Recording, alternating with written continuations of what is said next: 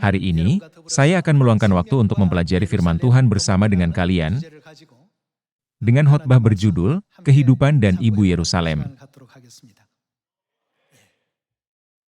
Sebelum saya mulai, saya akan mengajukan pertanyaan kepada kalian. Apa yang akan kalian pikirkan jika saya katakan, bahwa seseorang telah memenangkan lotre 40 kali berturut-turut? Apakah kalian berpikir hal itu mungkin terjadi?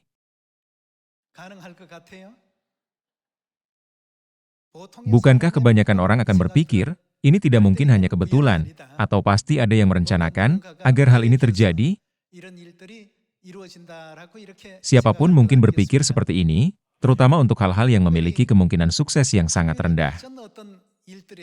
Kalau begitu, hal yang sama juga berlaku untuk kalian semua yang hadir di sini hari ini, dan juga saya sendiri. Tidaklah berlebihan untuk mengatakan bahwa kita manusia pada dasarnya hanyalah sekumpulan protein. Agar protein tunggal dapat terbentuk, asam amino harus sesuai dengan urutan, posisi, dan sebagainya yang sangat tepat. Proses yang terjadi dapat dianggap benar-benar luar biasa. Dikatakan bahwa ada sekitar 20 jenis asam amino. Seperti yang saya sebutkan sebelumnya, bagi seseorang untuk memiliki kehidupan, kemungkinannya lebih kecil daripada memenangkan lotre 40 kali berturut-turut.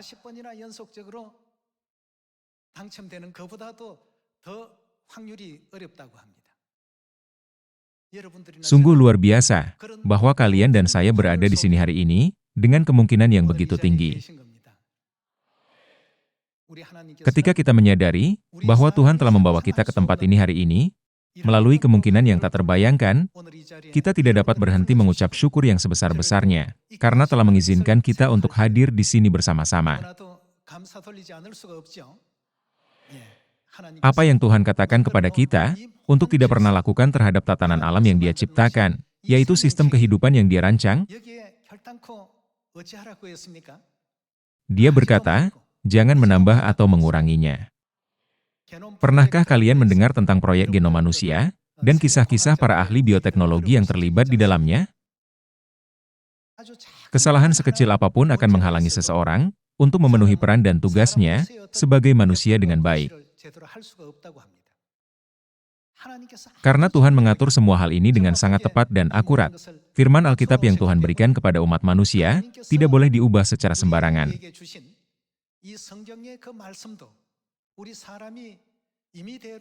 Jadi, firman apa yang Tuhan berikan kepada kita di akhir Alkitab? Jangan pernah menambahkan apapun pada firman Tuhan, dan jangan pula mengurangi apapun darinya. Mengapa demikian? Dunia seperti apa yang Dia inginkan untuk memimpin kita?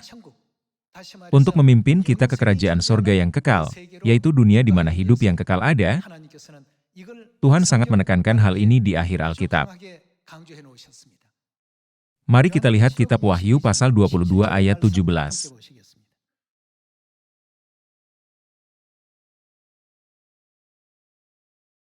Roh dan pengantin perempuan itu berkata, marilah, dan barang siapa yang mendengarnya, hendaklah ia berkata, marilah, dan barang siapa yang haus, hendaklah ia datang, dan barang siapa yang mau, hendaklah ia mengambil air kehidupan dengan cuma-cuma.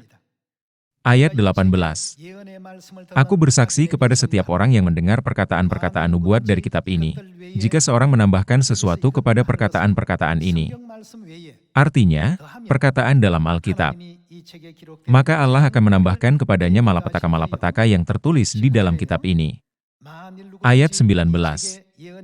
Dan jikalau seorang mengurangkan sesuatu dari perkataan-perkataan dari kitab nubuat ini, maka Allah akan mengambil bagiannya dari pohon kehidupan dan dari kota kudus, seperti yang tertulis di dalam kitab ini. Apa yang kalian pikirkan tentang hal ini? Mengenai firman Tuhan, Dia telah menetapkan aturan, bahwa manusia tidak boleh mengurangi atau menambahkan apapun dari firman-Nya. Untuk menopang kehidupan kita, Tuhan yang Maha Kuasa, yang dengan rumit merancang kumpulan protein yang disebut manusia ini, telah menganugerahkan kepada kita 66 kitab yang berharga dalam Alkitab. Sebagai penutup, dia meninggalkan kita dengan nasihat ini. Manusia tidak boleh merusak firman-Nya. Saat ini, karena banyaknya gereja dan denominasi di seluruh dunia, dan banyaknya orang yang salah memahami Alkitab dengan berbagai cara, kita, sebagai manusia, mungkin gagal mencapai kerajaan sorga yang kekal. Hanya di dalam kerajaan sorga tidak ada lagi kematian, duka cita, tangisan, atau rasa sakit, yang ada hanyalah kebahagiaan dan sukacita yang kekal. Karena Tuhan menyuruh kita untuk tidak menambahkan apapun pada firman-Nya, atau mengurangi apapun darinya, bukankah gereja Tuhan saat ini mengikuti ajarannya persis seperti yang diberikan? Hari ini, kita dapat melihat banyak gereja di sekitar kita. Ada perbedaan yang besar antara mereka dan kita. Jika seseorang ingin melihat semua ajaran yang Yesus, para rasul, dan para nabi gereja awal melakukan persis seperti yang diberikan kepada mereka, maka datang ke gereja kita adalah cara terbaik. Ketika sejumlah asam amino terikat bersama dan diposisikan secara tepat, mereka membentuk struktur kristal kecil yang dikenal sebagai protein. Sepanjang proses yang rumit dan cermat yang telah Tuhan buat untuk menciptakan manusia, tidak boleh ada perubahan atau penambahan dalam urutan yang telah ditetapkan.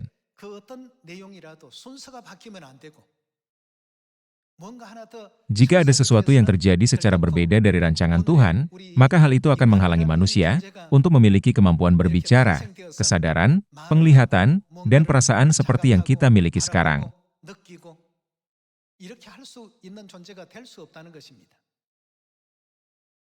Begitu pula, Tuhan berkata, jangan menambahkan apapun pada firman dalam Alkitab, atau mengurangi apapun darinya.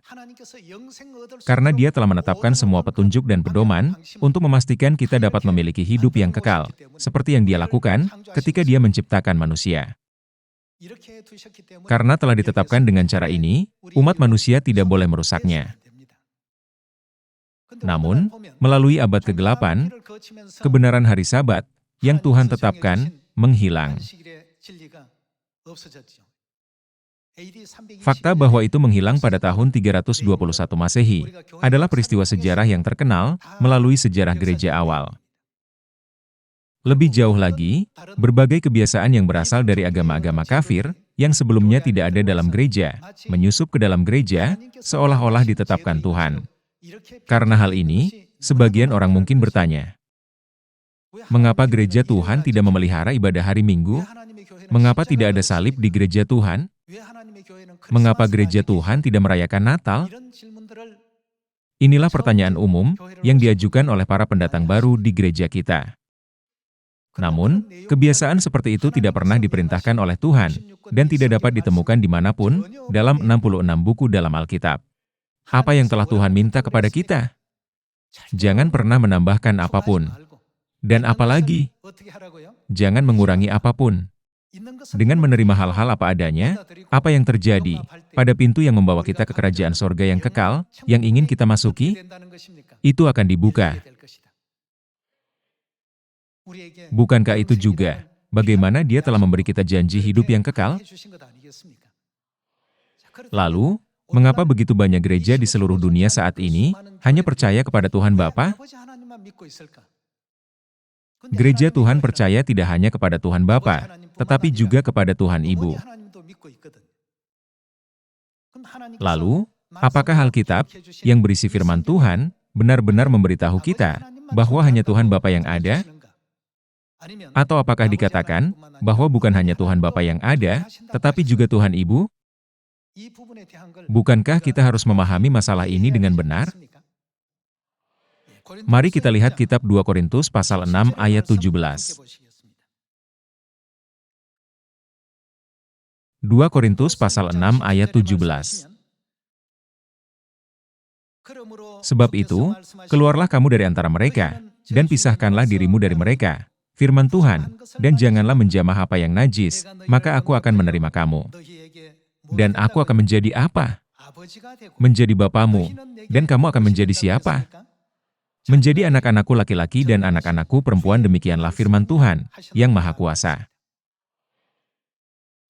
Menurut apa yang Tuhan telah nyatakan kepada umat manusia, Dia berkata, Aku akan menjadi Bapamu, dan kamu akan menjadi anak-anakku laki-laki dan anak-anakku perempuan. Tuhan dengan jelas menyebutkan kata anak laki-laki dan anak perempuan, yang berarti bahwa anak-anaknya pasti ada. Ayah, putra, dan putri, semua ini adalah gelar yang hanya digunakan dalam keluarga. Lalu, jika kita mempertimbangkan komposisi keluarga duniawi, apakah hanya ada ayah dalam keluarga? Apakah hanya ada anak laki-laki? Apakah hanya ada anak perempuan? Bukankah sepertinya ada sesuatu yang hilang? Tuhan telah membuat sistem duniawi ini. Tuhanlah yang menciptakan langit, bumi, dan segala sesuatu, dan menempatkannya pada tempatnya. Bukankah ini alasan mengapa Dia disebut Tuhan atas segala sesuatu, dan juga Tuhan atas manusia? Alkitab menyebutkan bahwa ada seorang bapa, anak laki-laki, dan anak perempuan, namun siapakah yang hilang di dalamnya? Sosok seorang ibu hilang. Sebenarnya, apakah Alkitab hanya menyebutkan tentang keberadaan Tuhan Bapa? Tidak adakah Tuhan Ibu? Tuhan Ibu itu ada. Hari ini, mari kita meneguhkan kebenaran ini melalui Alkitab. Sama seperti Tuhan mengelola dan mengatur seluruh alam semesta, dengan detail yang begitu tepat, Dia juga melakukan upaya besar yang diperlukan dalam perjalanan yang menakjubkan untuk memberikan kehidupan kekal kepada manusia yang tidak lebih dari sekadar gumpalan protein.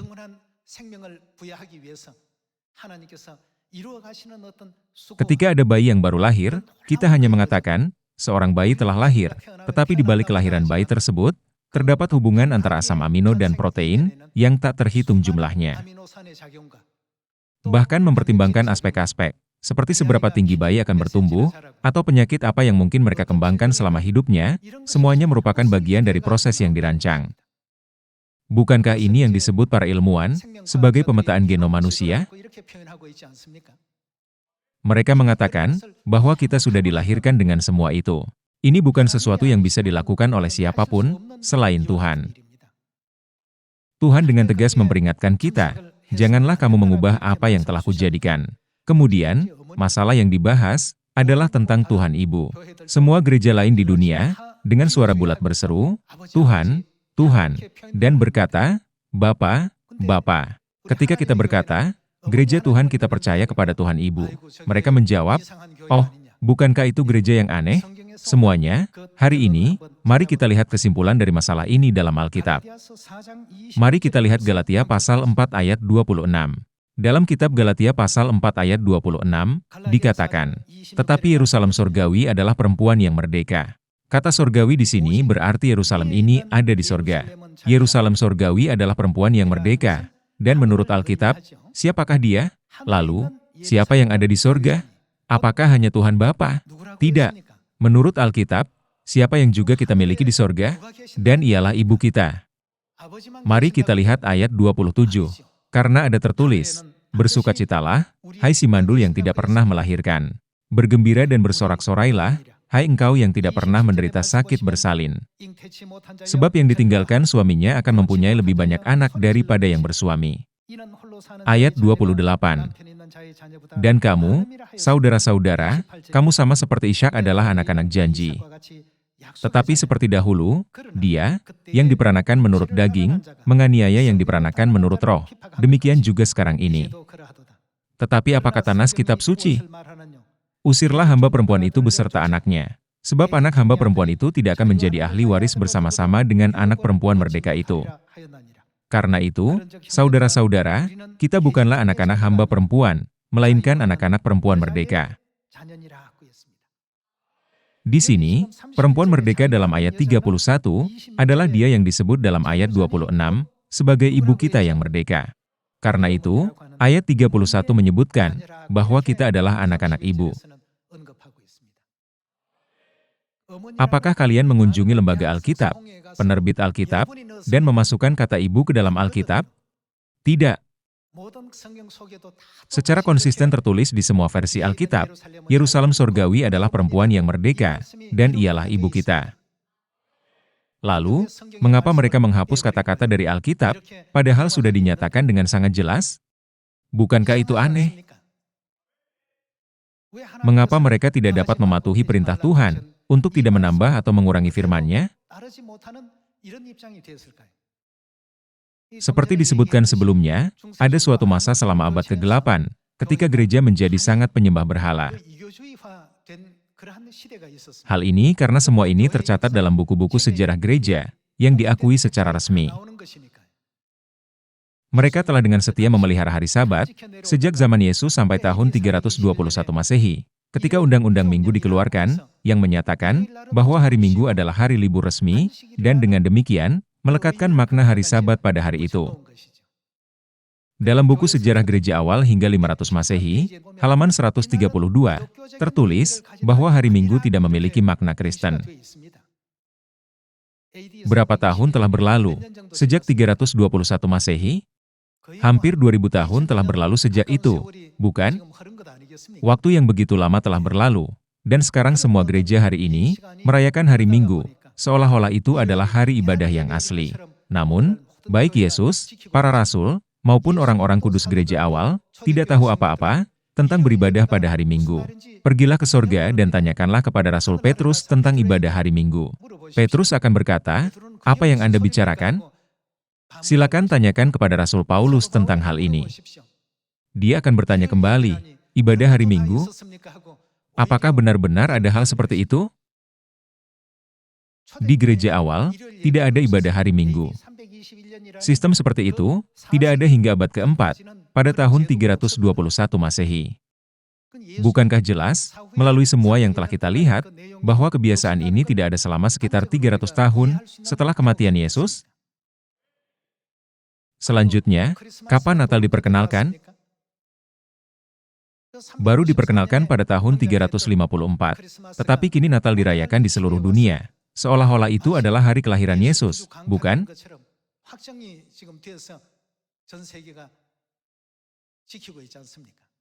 Apa yang Tuhan kita katakan dalam Alkitab? Tuhan telah memerintahkan, jika engkau menambahkan sesuatu ke dalam firman Alkitab, aku akan menambahkan kepadamu malapetaka yang tertulis dalam Alkitab. Jika engkau mengurangkannya, aku akan mengambil bagiannya dari kota kudus, yaitu kerajaan sorga. Namun demikian, pada tahun 321 Masehi, ibadah hari Sabtu dihapuskan dan diganti dengan ibadah hari Minggu, dan Natal mulai muncul pada tahun 354 Masehi. Selanjutnya, pada abad ke-6, salib mulai didirikan di puncak menara gereja. Orang-orang kudus gereja awal tidak memiliki salib, dan tidak disebutkan bahwa mereka memelihara hari Sabat pada hari Minggu. Hal ini tidak ada dalam Alkitab, maupun dalam sejarah gereja awal. Mempertimbangkan semua ini, siapa yang menulis kitab Galatia pasal 4? Itu ditulis oleh Rasul Paulus, yang adalah seorang rasul dari gereja awal. Tentu saja, itu ditulis oleh manusia, tetapi itu diilhami oleh Roh Kudus Tuhan. Galatia pasal 4 ayat 26 berkata, Yerusalem Sorgawi adalah perempuan yang merdeka, dan ialah ibu kita. Bahkan setelah berabad-abad, teks asli ini tidak dapat diubah. Alkitab dengan kuat membuktikan fakta bahwa pasti ada ibu surgawi kita. Pesan ini tidak hanya dicatat dalam Perjanjian Baru, yang menandai kepercayaan gereja awal, tetapi juga dalam Perjanjian Lama. Itu mengungkapkan bahwa Tuhan Ibu ada di kerajaan Tuhan. Mari kita menegaskan hal ini melalui Alkitab. Kejadian pasal 1. Dalam Kejadian pasal 1 ayat 26, ada tertulis, "Berfirmanlah Allah, baiklah kita menjadikan manusia." Di sini, Tuhan menciptakan umat manusia. Inilah yang Dia katakan selama proses penciptaan. Dia berkata, baiklah kita menjadikan manusia menurut gambar dan rupa kita.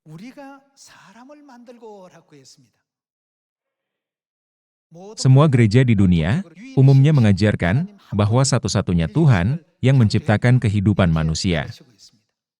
Namun, Alkitab mereka tidak berbeda dengan Alkitab yang saya baca sekarang. Kalimat yang sama dicatat di semua Alkitab. Baiklah kita menjadikan manusia menurut rupa kita. Dengan kata lain, baiklah kita ciptakan umat manusia. Semua orang berkata, penciptaan umat manusia dilakukan oleh satu Tuhan. Tetapi apa pendapat kalian tentang firman yang tertulis di sini dalam ayat Alkitab ini? Ini dengan jelas menunjukkan kepada kita bahwa itu bukan satu-satunya Tuhan. Sebagian orang terus-menerus bersikeras, bertanya, mungkinkah itu kesalahan dalam terjemahan? Namun, di dalam Alkitab asli juga tertulis, baiklah kita menjadikan manusia menurut gambar dan rupa kita. Ini berarti bahwa Tuhan Sang Pencipta yang menjadikan kita, manusia, bukan hanya satu. Apakah kata kita hanya merujuk pada satu orang? Ini bukan kata benda tunggal. Ini adalah istilah jamak. Mari kita lihat lagi ayat 26. Berfirmanlah Allah, baiklah kita menjadikan manusia menurut gambar dan rupa kita, supaya mereka berkuasa atas ikan-ikan di laut dan burung-burung di udara, dan atas ternak, dan atas seluruh bumi, dan atas segala binatang melata yang merayap di bumi. Maka Allah menciptakan manusia itu menurut gambarnya. Menurut gambar Allah diciptakannya dia. Dan siapa yang diciptakan? Laki-laki dan perempuan diciptakannya mereka. Menurut gambar siapa mereka diciptakan? Menurut gambar Tuhan.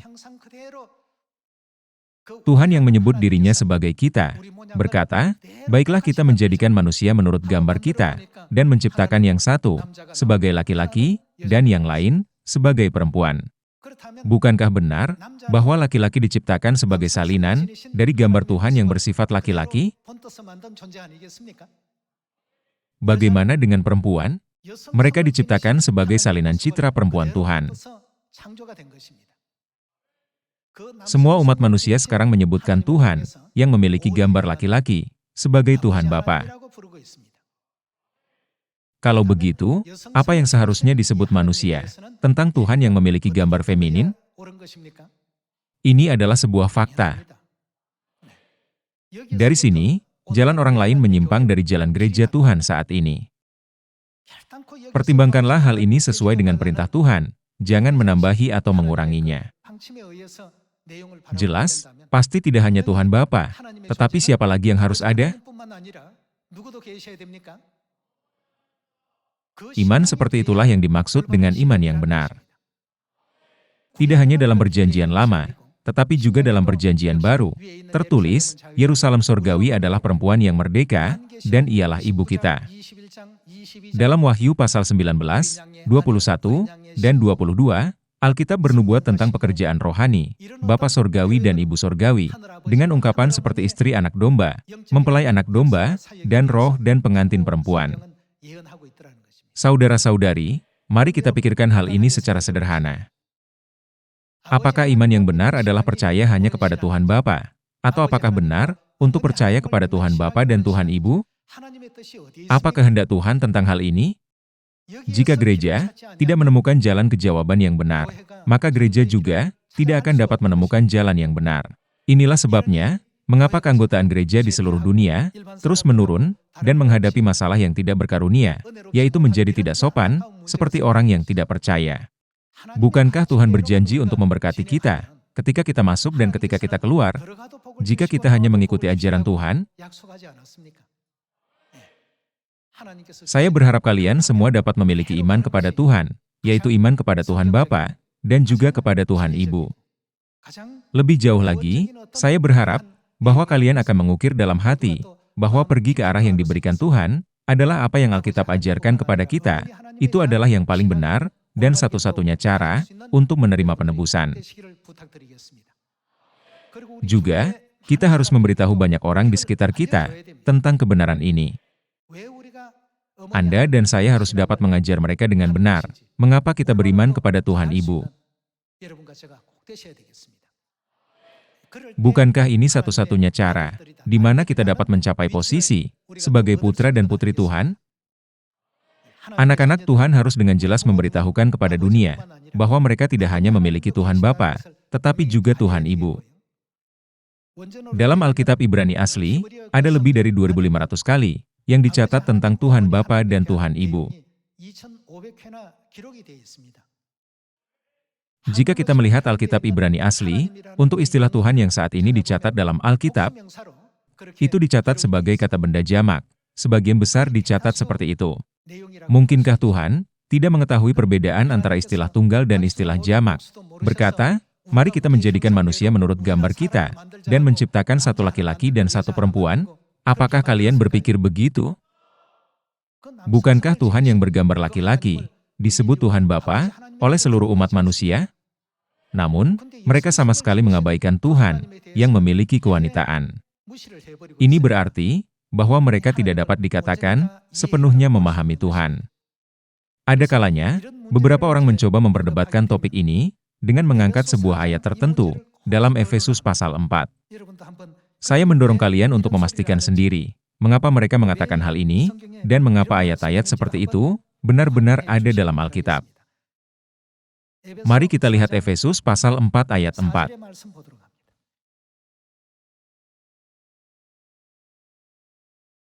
Satu tubuh dan satu roh, sebagaimana kamu telah dipanggil kepada satu pengharapan yang terkandung dalam panggilanmu. Ayat 5. Satu Tuhan, satu iman, satu baptisan, satu Allah. Orang-orang bertanya, dikatakan hanya ada satu Tuhan di sini. Bagaimana mungkin ada Tuhan Bapa dan Tuhan Ibu? Mari kita lihat masalah ini sedikit lebih jauh. Ayat 6. Ada tertulis, satu Allah dan Bapa dari semua. Semuanya, apakah yang dikatakan Tuhan Bapa itu? Bapa adalah satu. Namun, siapa lagi yang juga ada? Kita memberitakan bahwa Tuhan Ibu ada bersama-sama dengan Dia. Kita tidak pernah mengajarkan bahwa ada dua Bapa. Kita harus memahami hal ini dengan baik dan dapat menjelaskannya kepada mereka. Pada saat laki-laki bertanggung jawab atas keuangan dan segala sesuatu yang lain dalam rumah tangga, kehadiran perempuan hampir tidak ada. Mereka seperti bayangan di zaman Perjanjian Lama. Pada saat itu, bahkan ketika melakukan sensus, perempuan tidak dimasukkan. Perempuan dianggap sebagai makhluk yang lebih rendah dari laki-laki. Namun, di zaman ketika ajaran Wahyu pasal 19 ayat 7 menjadi nyata, karena hari perkawinan anak domba telah tiba, dan pengantinnya telah siap sedia, siapakah yang sekarang muncul? Tuhan berkata, kita harus tahu tentang keberadaan Tuhan Ibu, dan mengungkapkan keberadaannya kepada seluruh umat manusia. Pertimbangkan pekerjaan penciptaan Tuhan. Pada hari ke-6, bukankah Dia mengambil tulang rusuk dari Adam dan menciptakan Hawa? Dengan cara yang sama, Hawa rohani juga harus diungkapkan kepada seluruh umat manusia. Karena alasan inilah, Alkitab menyebut Hawa sebagai ibu dari semua yang hidup. Mari kita lihat adegan itu. Mari kita lihat Kejadian pasal 3 ayat 20. Dalam Kejadian pasal 3 ayat 20, tertulis, manusia itu memberi nama Hawa kepada istrinya, sebab dia akan menjadi siapa? Yang menjadi ibu semua yang hidup. Adam dan istrinya Hawa, inilah cara Tuhan menciptakan mereka. Bukankah catatan Alkitab tentang penciptaan 6 hari berfungsi sebagai bayangan dari nubuat 6.000 tahun? Lalu, siapakah makhluk yang diciptakan pada hari ke-6, pada waktu terakhir? Itulah Hawa. Pada akhirnya, ini berarti bahwa ketika keberadaan Hawa muncul dari tulang rusuk Adam, yaitu pada akhir karya penebusan Tuhan, keberadaan Tuhan Ibu juga harus diungkapkan dan diberitakan kepada seluruh umat manusia. Untuk waktu yang lama, banyak gereja telah menekankan kasih Kristus. Kasih seorang ayah kepada anak-anaknya pasti dianggap sangat penting. Namun, bagaimana dengan kasih seorang ibu? Dari sudut pandang seorang anak, yang telah pernah menjadi satu tubuh dengan anak itu adalah ibunya.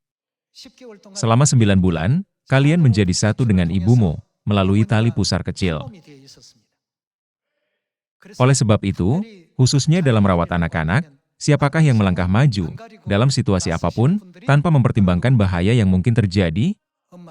Itu adalah para ibu. Itu sebabnya saya berpikir, ibu benar-benar berani.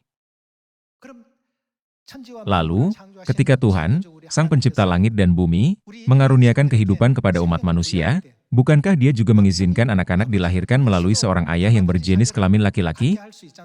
Namun, Dia memutuskan untuk memiliki anak yang dilahirkan melalui seorang ibu yang berjenis kelamin perempuan. Tuhan juga mengatur agar manusia mewarisi semua DNA mitokondria dari ibu mereka untuk memastikan mereka menjadi manusia sempurna. Menurut Wahyu pasal 4 ayat 11, oleh karena kehendak siapa, segala sesuatu telah diciptakan? Ada tertulis, oleh karena kehendakmu, semuanya itu diciptakan. Saat ini, menjalani hidup tanpa Tuhan dapat dilihat sebagai pilihan yang bodoh. Kita harus memikirkan Tuhan. Mengingat sekali lagi hari ini, bahwa seluruh alam semesta dioperasikan dan diatur di bawah kekuasaan Tuhan. Marilah kita memanjatkan kemuliaan dan pujian yang kekal kepada Tuhan Elohim, yang telah mengaruniakan kepada kita iman yang benar, bukan hanya percaya kepada Tuhan Bapa, melainkan juga percaya kepada Tuhan Ibu. Sambil kita mengukir dalam hati kita sekali lagi, bahwa hari Sabat yang kita pelihara hari ini adalah ketetapan, peraturan, dan hukum yang ditetapkan oleh Tuhan Bapa dan Tuhan Ibu, marilah kita miliki hari Sabat yang diberkati, dan dipenuhi dengan berkat yang berlimpah dari Tuhan.